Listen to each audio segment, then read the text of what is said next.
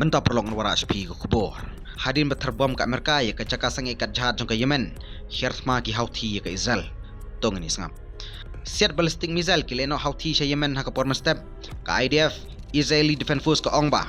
Yau missile layo ban khangla da ke air defense. Mentah-mentah kimpadon kinu-kinu ki report jong ke Jingjulor. Lani ki bom saw ha ke ni ka attack. Sawa ki siren saudong ke Central Israel. Kan thop ke Jerusalem ber West Bank. Ka Times of Israel ke report ba ke IDF Home Front Command.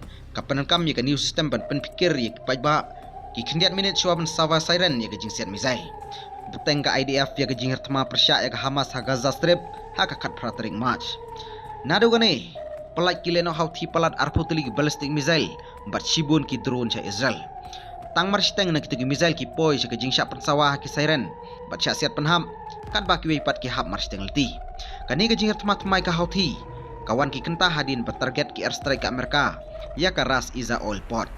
Kileno Houthi ki ong palat lai pengut ki beri ku bayap hakani ke airstrike jong ke Amerika. Pat sis pangut ku pat ki bumsaw. Ki strike bapentingna ada ke Cencom. Pau bagade ke way na ki report bahe edu jong jinya beriu hadu mentah. Hapo jong Presiden Trump nadu bawan kum hedu jong ke Amerika. Ka jinger tma Ras Iza Port. Pen i bala tiak lang ketar dagi menyap saudong kani ke Jaka.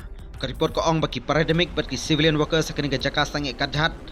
Kila syayap ke jingar tma ka badon ke jing pethai ber ke jing klang ding ke besar kai. Khobri Shibun, Storyteller, London Network, Daily Post.